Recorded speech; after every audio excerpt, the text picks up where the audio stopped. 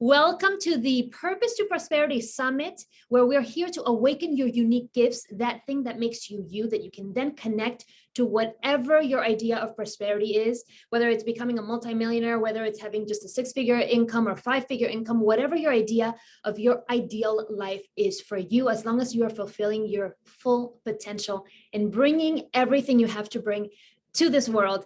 And to that purpose, we have an amazing guest here with us today, Dr. Cheryl Wood. Let me tell you a little bit about her. Actually, let me tell you a lot about her because she has so accomplished. I had to shorten her bio to something that you're going to hear, but the woman has done so much. She's such an inspiration.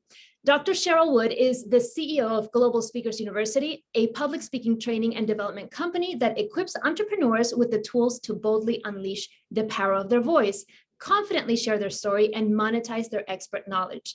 She is an international keynote speaker, two-time TEDx speaker, and 19-time best-selling author. Dr. Wood has trained and empowered countless entrepreneurs across the United States and abroad to get out of their comfort zone, take calculated risks, pursue their big dreams, and become the best version of themselves. She's been featured in countless media and is the recipient of the 2021 President's Lifetime Achievement Award for her work on empowering men and women to develop economic independence through entrepreneurship. Welcome, Dr. Cheryl Wood. Thank you so much for having me. Sometimes I hear the bio and I'm like, who is she introducing? Because it did not start there, but we'll talk about that, I'm sure. Yes, and you know what? That's a perfect place to start. It did not start there. It did not start there for any of us, for all the speakers that everyone's been listening to here. And not only did it not start there, but then there were multiple iterations of pivots. And so tell us your story. How did you come to do what you do now? And what was that trigger point of shift into your purposeful work that you're doing now? Yeah, I always say I didn't find speaking. Speaking found me because I got started and was in motion towards something that was greater than what I was doing at the moment. So if you date back to 2009, I was still going to corporate America every day to a 10 by 10 cubicle, punching a time clock as a legal secretary. That's what I knew how to do. I was good at it. And I felt like I was blessed because I was making about $75,000 a year without a college degree. I grew up in poverty. So for me, I was winning, but there was something in my spirit and my soul that craved more, especially once I became a mother. I really wanted freedom. I wanted time freedom. I wanted financial freedom, and I wanted creative freedom. And unfortunately, I just wasn't getting that on that 9-to-5 job. So my question became, Cheryl, how do you shift this? How do you somehow shift the trajectory of your life? And for me, it was be curious enough to go out and explore something new that terrifies you. So I stepped my foot into entrepreneurship. I started this little t-shirt business. I connected it to what I was in love with, which was motherhood. So I called it Moms Are the Best. That was in 2009. And about 18 months after, by the way, I still kept my full-time job. I didn't just leap without a net, but I did this on the side. And I would go out to these vendor events and sell the t-shirts. 18 months later, I get this unexpected phone call from someone at Morgan State University up in Baltimore, Maryland, which is where I was born and raised. And they said, hey, Miss Cheryl Wood, I wasn't even Dr. Cheryl Wood yet. We would love to have you come and speak at our annual women's conference that we're having this year and teach other moms in the community how to start their own businesses. And I burst out laughing and said, clearly, you have dialed a wrong number because I am not a speaker. But that's the beautiful part about being in motion, is that momentum will be created through you being in motion and getting started, even though you don't know the how of where you really want to land and what you want to manifest. And so that was September 18th, 2010, that first speaking engagement at Morgan State University. And I remember how terrified I was. And the day that it came, I stepped in the room and I was like, why did I say yes? I should have said no. I should have said no. But then I just eliminated all of that, all the fear. I'm just like, just do it. Just do it. And thank God that he gave me the wisdom to try new things, even though it terrified me, because that was the day that I discovered that speaking was the thing I wanted to do for the rest of my life, because I came to life. I came alive. It literally lit my soul up when I spoke into the audience and I saw their reaction and their responses. Some people had tears streaming down their faces as I was sharing my story and what my goals were. Other people were taking copious notes. And I just remember thinking, I want to feel this way for the rest of my life by making people feel this way for the rest of my life. And the rest, as they say, is history. Okay. So I love the way you ended it with, this is how I want to feel in the way that I make other people feel, right? So there's a component of this amazing thing that you get to do for you, and the amazing thing that you get to do has a consequence that is super positive in an amazing way for other people. And that is the sweet spot, isn't it? So the feeling, okay, this is the thing. First of all, when you're talking, I'm like, I'm like, yes, I'm hearing all your stuff. And there are two things here. One, I want to go into the feeling, and I want you to talk to us about the value of anger. And you know why I'm asking this, right? Because we're TikTok. And as a Latina, I'm like, yes, I get it. Yes. But before that, you said here that, you were feeling like, oh my God, they got the wrong person. I'm not that person. Why are they asking me to speak? And because you moved anyway beyond the fear, you were able to find your thing. So I want to make it a point, all the viewers, anybody who is about to make a transition, who is thinking about making a transition, who is already making a transition and still feeling like, am I doing the right thing? Because I still feel like that, I always think of Barbara Streisand, who used to throw up every time before she went on stage. Did you know that? Like, you will go through these feelings and these emotions, and you cannot necessarily stop yourself because you're feeling scared. Fear is not the guide, right? If you find something that you could potentially love, you don't know, maybe you got to try it like Dr. Cheryl did. You try it and then you're like, what? And then you get to continue doing it. And I'm sure, you tell me, like, do you still feel some of the fear sometimes before going on stage, getting nervous? Or when people approach you with doing something new, do you still feel a little bit like, ah? Well, first of all, here's my saying: if it don't scare you, it can't grow you. Always remember that, because if it doesn't scare you, it means you're doing something that's familiar. You're doing something that's already comfortable, that you know how to do. And so it's not stretching you, which means you're not growing. And there's a quote that I live by that says, the thing that is not growing is dying. Hello. I always want to be on the side of growth. So yes, even now, 12 years into the journey, I still get a little nervous when I'm speaking on certain stages. And it's not that it's nervous out of, I don't know what I want to say, because I've already planned, prepared, and prepped, but it's nervous in that I always want to give people the best of me. I always want to make sure that what they came for, they receive. And I really allow God to work through me with whatever the message is that needs to be conveyed to that particular audience, and that people's lives will truly be impacted in that 20 minutes, 30 minutes, 45 minutes I might be speaking on stage. So the nervousness comes just from wanting to exceed the expectation, and really keep raising the bar on what I deliver when I am having an opportunity to take the stage. Yeah, I hear that your nervousness is coming from that place of service that really wants to do the best for everybody else. So it's still that same heart center place of, it's going to feel this way to me, and it's going to do something for other people. Talk to me about the role of anger. For those of us who haven't seen her TED Talk, I highly recommend it. Just Google Cheryl Wood and TED Talk, and it'll be the first thing that comes up, super popular TED Talk. Talk to me about the role of anger in getting moving to do your stuff. Yeah, I talk about anger, especially as a Black woman. So oftentimes we shun the idea of anybody feeling like we're ever angry, because people see us and automatically think, oh, there's the angry Black woman. But for me, I say take a different look at anger. First of all, it's a natural human emotion that all of us experience. And for me, when I get angry, that's when I get stuff done. But when I'm scared, okay, that's an emotion. When I'm a little nervous, when I'm upset, when I'm disappointed, those are emotions I experience that typically for me take me into a spiral downward, almost towards depression. But it doesn't cause me to activate in a way where I am creating something new that's going to shift where I'm going in the direction of my life. But when I get angry, I am so productive, because now it is a different type of energy that says, not only am I upset, not only am I disappointed in where I am, but now I'm committed to finding a solution for getting out of this place that I'm stuck in. So when I was in that place of feeling like I was stuck in my corporate job without any way out and any other options, I got angry. I'm like, wait a minute, I'm smart enough. I know I have what it takes. If I put in 40 hours a week for a job and help them to make millions, why can't I do that for myself? And I started to get angry that I was keeping myself hostage to $75,000 a year when God had in my future $75,000 plus a month. But I would never get to that until I got angry enough about where I felt like I was stuck to take movement and take action to do something different so that I could produce something different. So anger, embrace it. Don't always shut it as this negative emotion that should never be expressed. I love it. It's you know, I don't know if you're familiar with Dr. David Hawkins' books, but I'm fascinated by his work on energetics and the level of consciousness. And he puts, it's exactly what you said.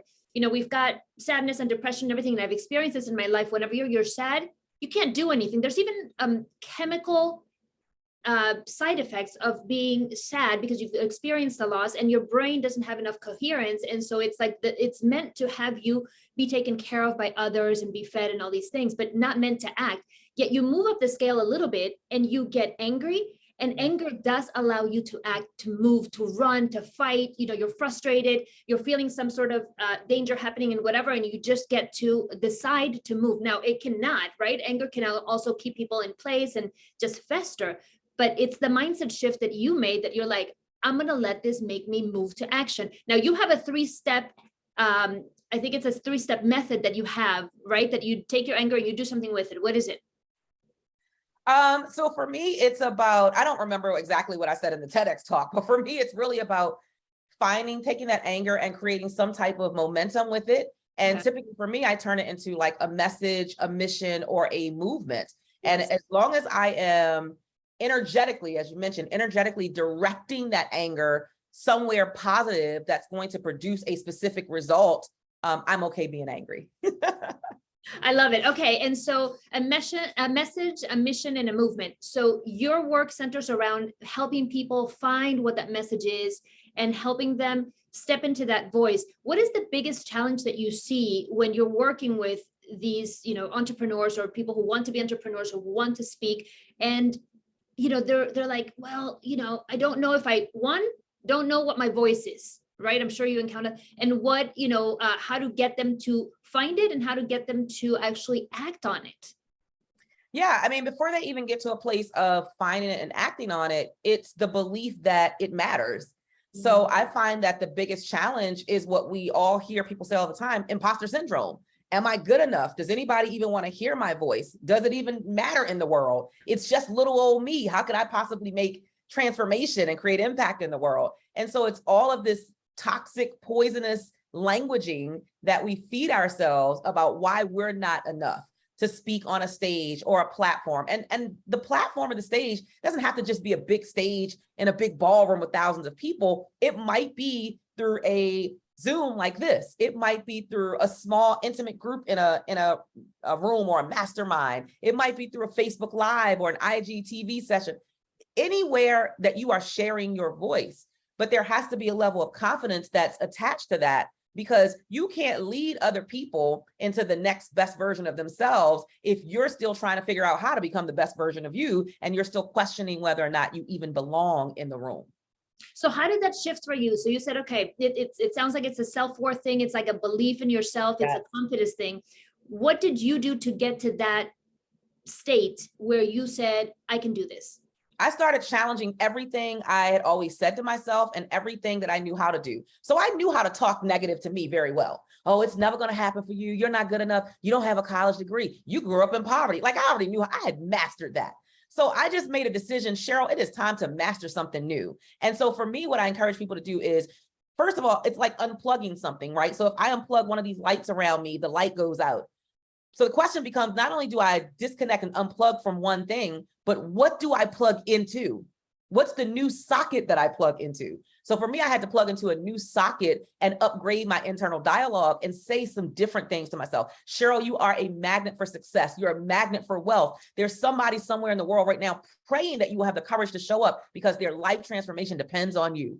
I would say those type of mantras and affirmations to myself every day before my feet even touched the floor. When I woke up in the morning, I would just look up to the sky and I would just say those words. Now, here's the funny part. When I first started, I didn't believe it.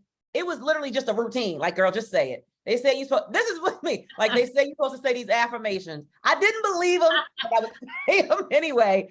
And I didn't know that the change was happening inside of me before I could tell that it was happening inside of me. I'd say 6 months in, one day I said the mantra, Cheryl, you're a magnet for success. You're a magnet for wealth. I'm saying all this good stuff to myself. And the crazy part was, this time I didn't laugh. I didn't debate it. I didn't question it. Instead, I reaffirmed it and said, you know what? you are a magnet for wealth and you are a magnet for success. And somebody in the world is waiting for you to show up. There's something unique that you have that nobody else in the world has. There is a lane of brilliance that you're meant to play in. And it's just, I stood up a little taller. I felt a little more confident. And that showed up when I showed up in the world to serve other people, which opened more doors of opportunity for me. So it was starting small and saying the things that needed to be said so that I could shift my subconscious mind and thoughts, even when I didn't believe it, to a space where ultimately my subconscious mind believed the things that I was saying over the course of time. Such a great point. Like, it's that whole, like, when does the soup start to boil, right? Like the water starts to boil. Like it's, you don't realize that it's heating up until boom, boom, little bubbles start to show. But you gotta keep the heat on it in order for it to happen, and trust. It's like the little plant that's gonna grow as well, right? You don't want to uproot anything as it's first showing up because there's more happening underneath. So right. I super appreciate that you make that point, because there is a critical mass that gets to be reached. And until you reach that, you just get to go and go and go. And it's on faith, and it's on belief, and it's on like automatic, and it's on, trusting that it's going to happen, and just trusting the process. So I love what you ended with, because it reminds me of, I wrote a quote here from your TED Talk. You said, the result from you stepping up into your stuff was hundreds of women started taking all kinds of action with their unique fingerprint. And then you said, that's what I was born to do. Wow. So this is right. I mean, you're like, I hear it and I'm like, yes, because this is what I want for, like, when people ask me, what's my purpose? What's my mission? I want everybody to know their purpose. I want everybody to know what it feels like to be doing what you're doing what I'm doing, where you know who you are, you know what you're here to do. And hey, it shifts, it evolves. Like Dr. Shell said, hey, it continued. You got to keep moving because things are going to show up on the way. But there's something about consciously, intentionally saying, I'm going to go for it because I know that there's a reason I'm here and I want to find out what that is. So talk to me about the difference, what your life is now versus what it was before you were living in your purposeful work. When you said that, it just stirred something up in me and it made me a little emotional. So I apologize if you can hear the emotion, but I love it. Bring it. It's real, because I know without a shadow of a doubt that this is what I was born to do. And I am committed to honoring the divine calling on my life, no matter what, no matter how hard it gets, no matter how many risks I have to take. And the risks don't stop. They just get bigger and more expensive the longer that you're in the game. But for me, I feel like God will send you reminders to do it now and to find what you're born to do now, because we make this assumption that we have tomorrow. You don't know that you have tomorrow to create your legacy, to leave your fingerprint, to impact other people's lives. And that legacy is the thing that's going to long outlive your physical body. We're all going to have our transition date at some point. The question is, what did you leave behind? What did you pass down? And legacy is something that you're passing down for generation after generation. And God will send you these little reminders like, hey, remember, tomorrow's not promised. So even for me, for this month, it's a tough month, because in 2020, August 22nd, my twin sister, biological twin sister, called to let me know that her baby boy, my 20-year-old nephew, had passed away.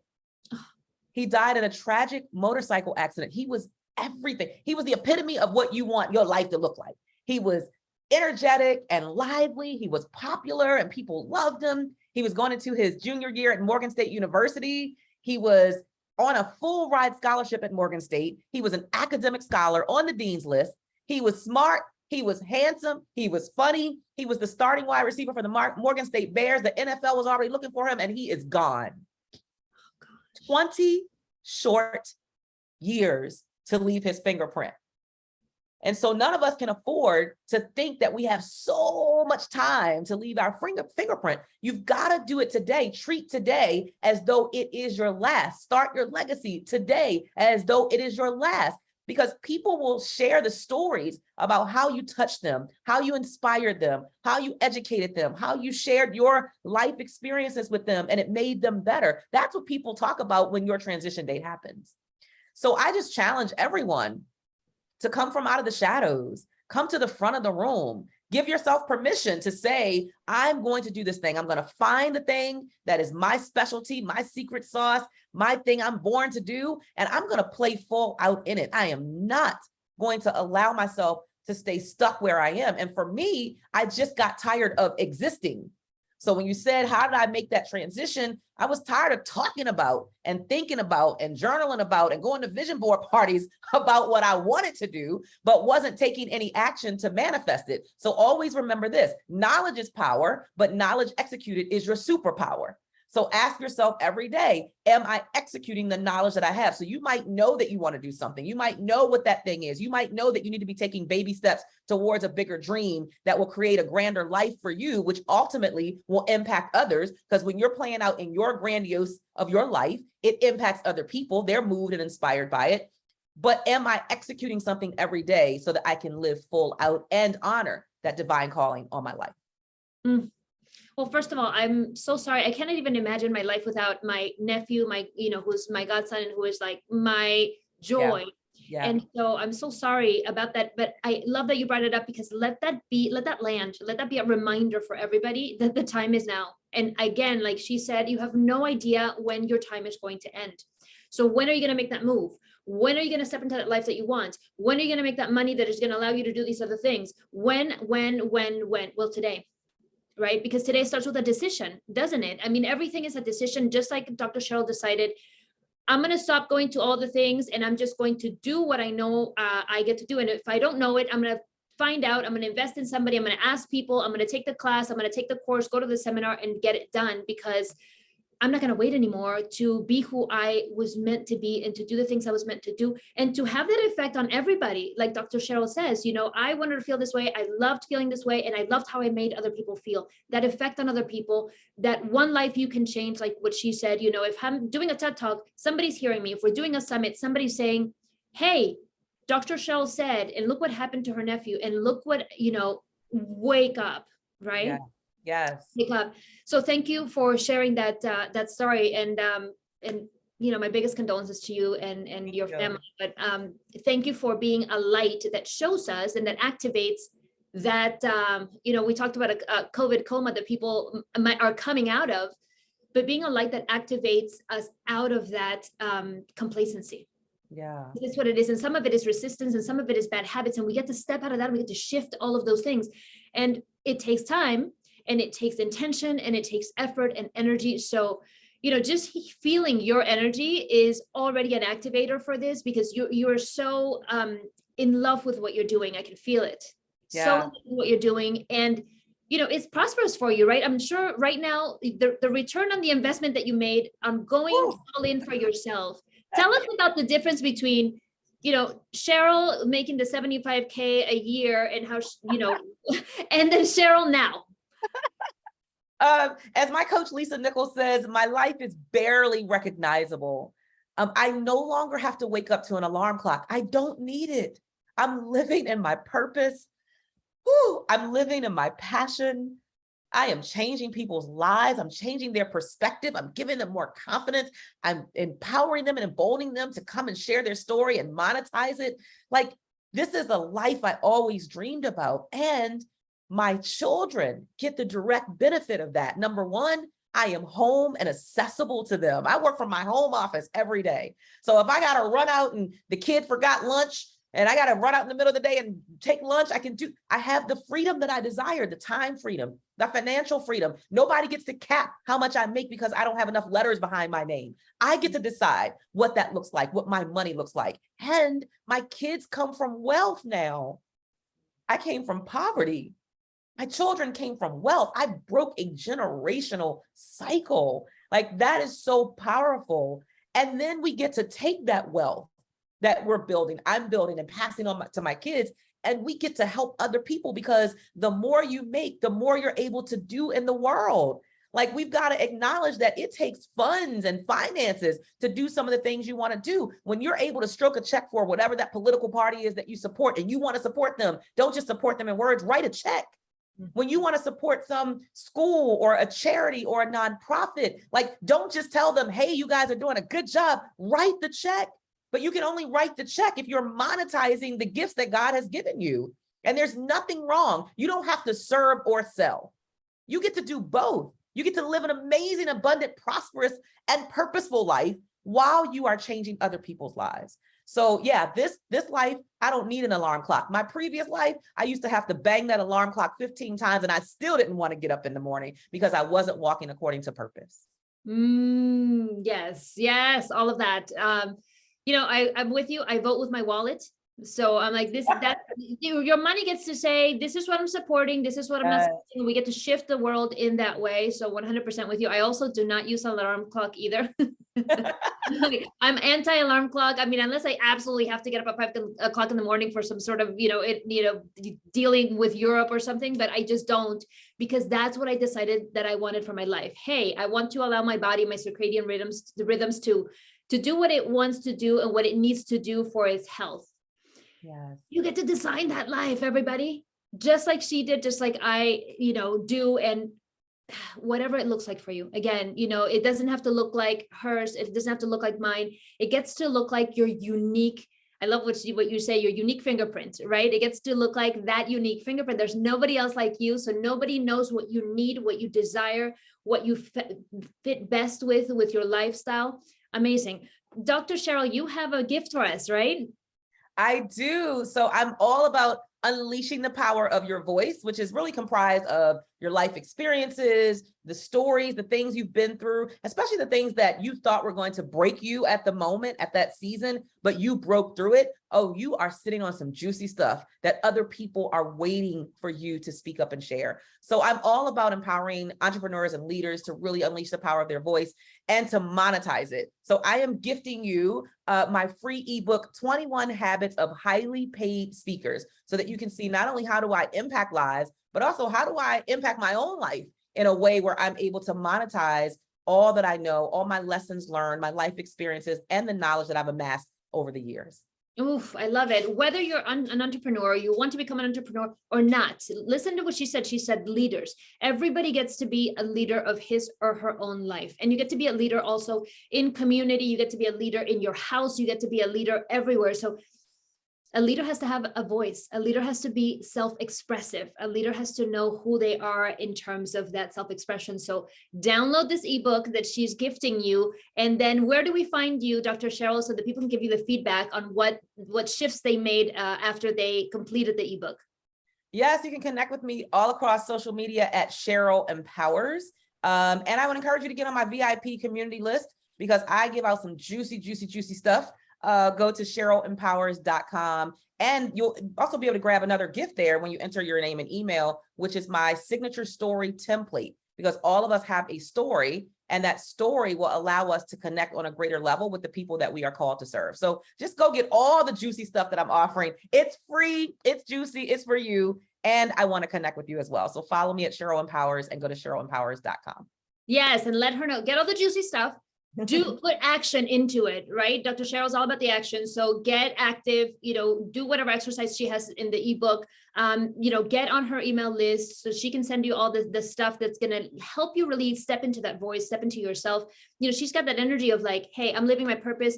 She's going to inspire you to really, really step into that purpose that is yours as well. So connect with her in every way that you can. Dr. Cheryl, thank you so much for sharing your story, for inspiring us, for having been here with us, for everything that you represent, for not just women, but for everybody. You have such a strong energy and such a fantastic story that it's really inspiring to everybody. Thank you. And thank you for having me. And thank you for the work that you're doing in the world. Like, we need you. So thank you for creating this platform and allowing me to come and have my voice shared here. Thank you. It is my honor. And so thank you guys for joining us. Take everything here, take all the coaching that Dr. Cheryl has given you, take all the inspiration, that energy she's got, and all the gifts that she's giving you, not one, but two, and do something with it, right? Get intentional, put it on the calendar, write the stuff, do your exercises, because that is what it's going to take for you to get into and step into that life that's meant for you, step into that path. I always say that's meant for you because we all know that our soul has a plan for us. It has a map, and that maybe we forgot, and that maybe we're like out of tune with. But let this information, let this inspiration that you've had here today with Dr. Cheryl, allow that to activate and reconnect you with who you really are, so that you can do that which you are meant to do and that nobody else here can do but you. And thank you once again for joining us.